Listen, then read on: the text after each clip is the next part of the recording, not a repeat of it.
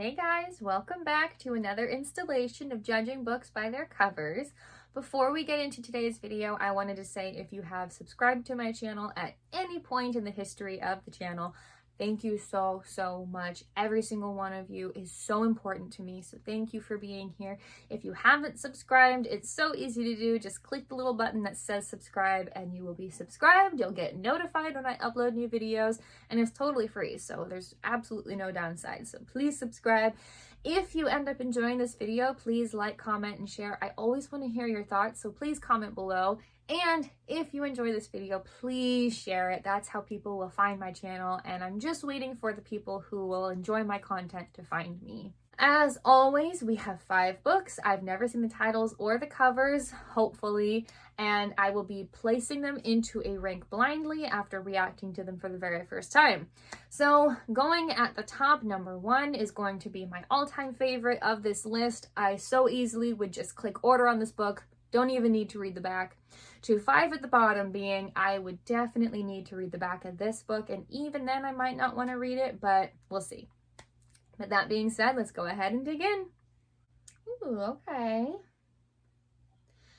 I'm definitely guessing this is a fantasy book. So the first book we're looking at today is called Half City, like the word half, like cut in half. Half City, and the author is Kate Golden. That's a kind of cool last name. So this particular book we're looking at that also has, if you can see here, we see the edges of it, like the art that's painted on the edges of the pages. So it looks pretty cool. I see some daggers involved with some art. But before we get into all of that, we do have, I think we actually have a tagline and a review quote. So the review quote is at the very top of the cover, right above the title. And it says, "Unputdownable." And that's by New York Times bestselling author Julie Soto. Unputdownable. That doesn't really give me much in the context of the book, so let's see what the tagline says. Oh, okay. So the tagline, which is at the very, I don't want to say very bottom right corner because technically the author's name is, but right above that it says, "Demon hunting is hell." That's clever. It also says right above the author's name, USA Today bestselling author of A Dawn of Onyx, which also sounds like fantasy. So this is very clearly an author that writes in the fantasy genre, which I do love. So this cover looks drawn, like maybe not necessarily the background, the buildings, because I'll get into the buildings, but definitely the people, the characters that are in the foreground, they look drawn to me personally. I could be wrong, but they do. So what the whole picture looks like, it looks like we're in the middle of a courtyard that is like surrounded by huge buildings that are almost castle-like. It feels like if you just glanced at this, we're in the middle of like the Harry Potter Hogwarts castle, if that makes sense. The colors are a little bit different. It's more browns, and the roofs are kind of like a bluish tint. So it's all levels of skyline of those buildings surrounding the entire image. And like the ground is like grassy areas with walkways in it. And in the middle of that walkway, that is literally in the middle of the page, we see who I'm gonna guess is our protagonist, our main character. Seems to be a girl or woman. It's kind of hard to tell her age. Like, I would guess young adult.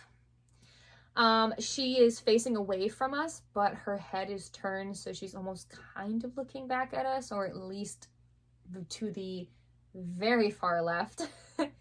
And her hair is like jet black and is very long, blowing in the wind. She's wearing a leather jacket, a skirt, tights under the skirt, and boots. And she's holding 2 daggers, one in each hand with, she's holding the handles, but the blades are facing up. So she's holding them like she's ready to use them. Let's put it that way.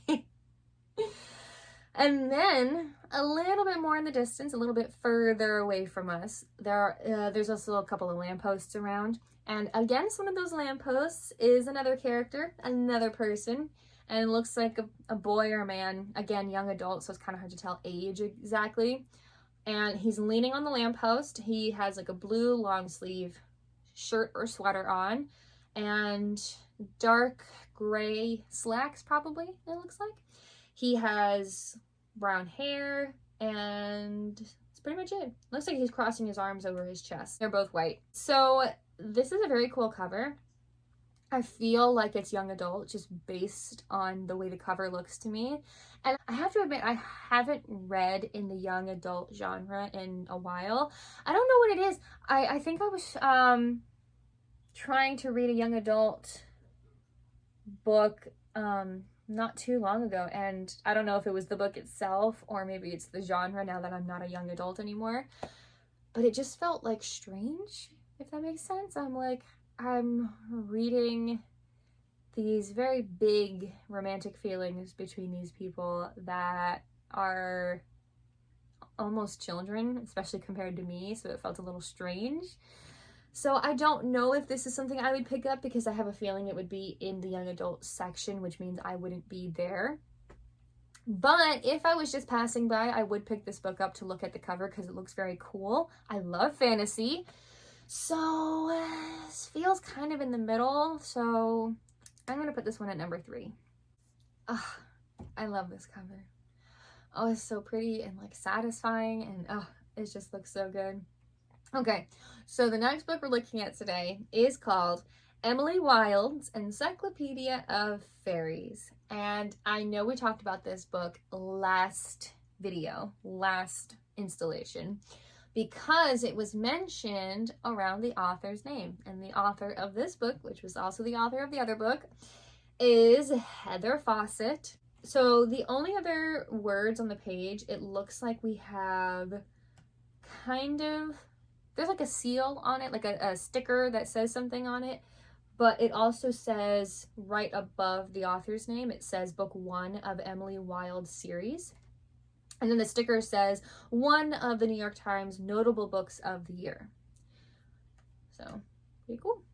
So this book honestly looks like a fantasy encyclopedia, because there's all different kinds of flowers, mushrooms, kind of placed all over the book, and then the flowers, stems and vines create a rectangular border around the edges, which is really cool. I think that it's so gorgeous. And then there's all different kinds of little flowering things like around the E of encyclopedia. There's also like little circles all over the page that have branches that look like arms and hands that are sticking out in all of the corners of the page. So it's very cool. It feels very magical, fantastical, something so up my alley. Yeah, we definitely mentioned this in the last video. I don't remember what the other one was called. I know it was literally only like one video ago and I can't remember. I don't know why. But this is so up my alley. I would so see this right away and just automatically pick it up, and then I wouldn't even need to read the back. I'd see Encyclopedia of Fairies and be sold already. The art on the cover would sell me first because it's so pretty and mystical and magical, and I love that kind of stuff. And then the title would seal the deal. So this is obviously going at number 1. Ooh, okay. Interesting. There's kind of a lot going on this cover. It looks a little busy, but let's get into it. The next book we're looking at today is called The Inheritance Games, and the author is Jennifer Lynn Barnes. So the title is in the direct middle of the page, part of a big graphic that takes up the whole center. And then the author's name is at the very bottom, and it also says #1 New York Times bestselling author. There is a tagline and a review quote. I love that when we get both. It's just so perfect to get both. So the review quote is at the very top of the cover, and it says, "Barnes is a master of puzzles and plot twists. Ooh. The Inheritance Games was the most fun I've had all year." And that quote is by E. Lockhart, #1 New York Times bestselling author. a master of puzzles and plot twists, which I love. Oh, I love puzzles. That's why I love murder mysteries. So puzzles and plot twists. Okay, I love that review quote, and it makes me even more interested in reading the book, which is exactly what the quotes should do. And the tagline is woven into the graphic as well in the middle of the page that says, "She came from nothing. They have everything. Let the games begin." Okay, that gives me a lot, especially with the title. So the inheritance games, she came from nothing, they have everything, let the games begin. Clearly, the others involved in the games are like Nepo babies. They're going to inherit some kind of fortune or success or something. And the protagonist, our main character, who is a girl, we have a she, came from nothing. So, okay. I am even more interested than I was when I first pulled this up. And I will admit, it's a very busy graphic. So the entire cover is this dark emerald, deep green. And then the graphic in the middle of the page just has a lot of different objects. There's all of the objects I'm going to be talking about right now are all that same green. So I think I see just one chess piece, and it looks like the queen. And I see a bunch of roses. Again, they're all green. They're all the same color as the background, sticking out at various points of the graphic. I think I also see a ballerina. Yeah, it looks like a ballerina. She's wearing a tutu and everything. So yeah, there's a ballerina. Several pieces of the graphic that look like waves, just kind of flowing in and out of the graphic. And I think that's everything that's green. So moving into the things that are not green, that are also part of this graphic, it looks like there's a key kind of behind the title, but on top of the graphic, if that makes sense. It's gold. It has so many different little curls and things that move around and everything. And there's a rectangle, green gem in the middle, maybe an emerald, it sounds right. And then you see the bottom of the key sticking out from the bottom of the graphic. There's also a necklace that is also holding a green jewel. It's a gold necklace holding a green jewel. There's a dagger with a gold handle and a crown, tiara, one of those. I don't know the difference. That is gold that also has green gems placed in the crown. And there's also a very old candle that's part of a candelabra, but we only see the one candle that is lit next to the word inheritance of the title. So yeah, if that sounds like a lot, it's because it is. There's just so much going on in this graphic. It feels really, really busy. I feel like a lot of the objects just kind of take away from everything else.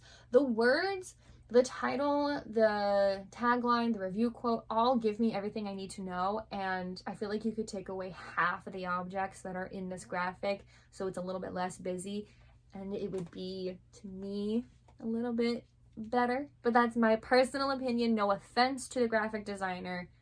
I promise I'm not trying to be offensive. So, personally, I would pass this book, and it would be so busy looking that I kind of wouldn't stop to look at it because the title wouldn't pop out to me. I would just see a conglomeration of a bunch of different things on this cover. And even though the cover color is very pretty, I do enjoy that color, it's not something that would catch my eye. So I have to admit, unless someone I was shopping with, like if I'm physically in the bookstore and I'm with a friend and they physically went, you have to look at this book, I don't think I would pick this book up. I have to admit, as much as I am now interested based on all of the information we've now gathered from this cover, like I actually would read this. Like I'm actually very curious. I might go look up the blurb after this video. I have to admit, I think I would pass right by this. I don't think I would pick it up. So based on that, even though I would want to read it, I am gonna have to put this one at number 4 just because I think I would pass right by it. I don't think I would pick it up and look at it. So it has to go at number 4, even though I do kind of want to go look it up and read it now. So that means we have spots 2 and 5 left. So let's see what happens. Oh my god, I love this cover. Ooh, okay, I know exactly where this is gonna go. Okay, well, the next book that we're looking at today is called The Comfort of Ghosts, which is a very interesting title. The author is Jacqueline Winspear. I hope I'm pronouncing that name correctly. Jacqueline Winspear. So at the very top of the cover, it says New York Times bestselling author, and then the author's name, and then underneath that is the title, The Comfort of Ghosts.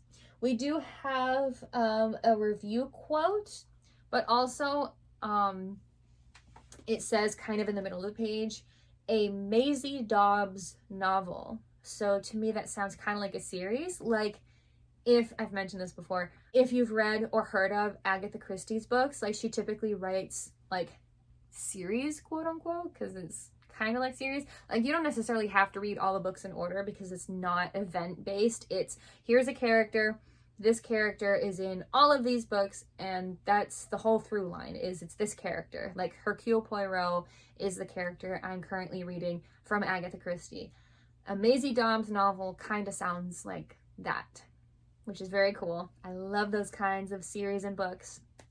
So the review quote is directly underneath that, and it says, an outstanding historical series. Okay, and that's by the New York Times. Okay, I'm even more sold than I was before. Oh my god. Okay, so yes, this does look like a historical type of cover, and it does seem like a mystery type series, so I am so sold.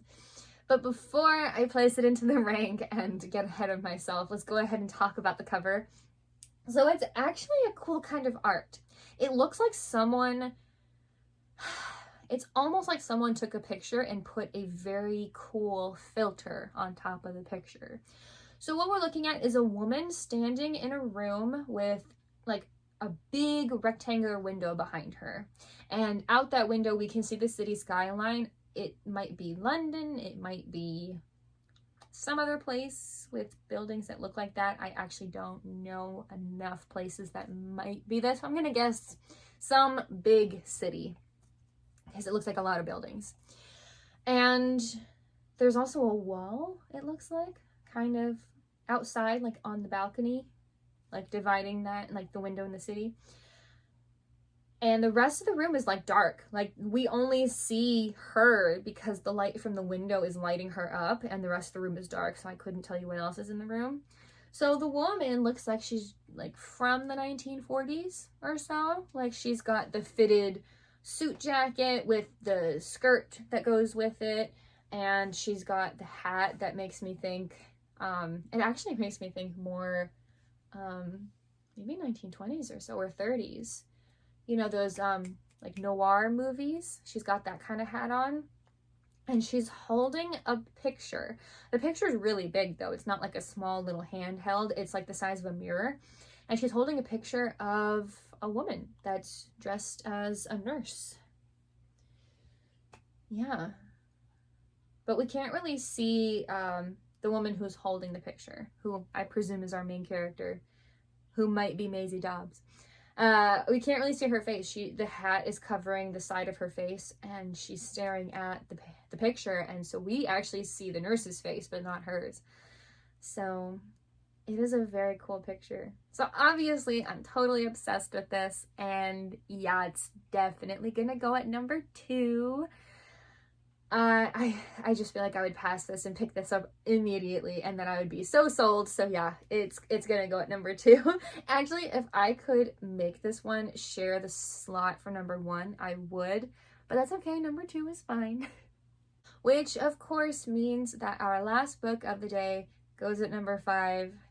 And I hope I'm okay with that. It's just the risk we take doing blind rankings. Okay. It's definitely giving Twilight, I will say that. I say that a lot. But it is. Okay, so our last book that we're looking at today that goes at number 5 is called Hollow. And there is like a little colon, and it also says a fun, spooky horror novel from a TikTok sensation. Which is so wild in itself to read that sentence. But let's move on. The author is Selena Myers, which is even funnier because the author of the Twilight series is Stephenie Myers, so that's really funny. And it literally, actually, I'm not even joking, it says Selena Myers, and right under her name it says TikTok sensation, which I never thought I would see on a book cover before, so that's really funny.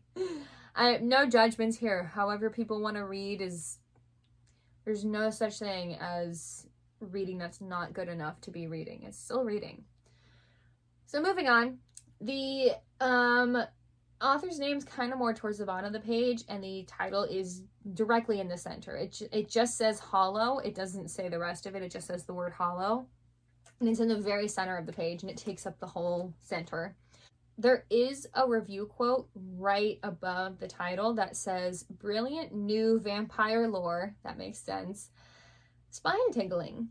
And that quote is by L.J. Smith, #1 New York Times bestselling author of The Vampire Diaries. Okay.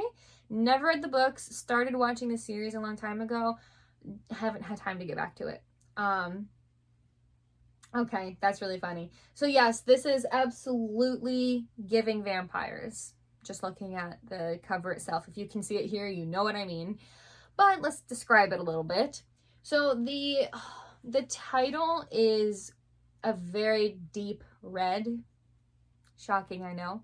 And both of the O's of the word hollow are dripping. So obviously we know what it's supposed to be, what it's supposed to be drawn in.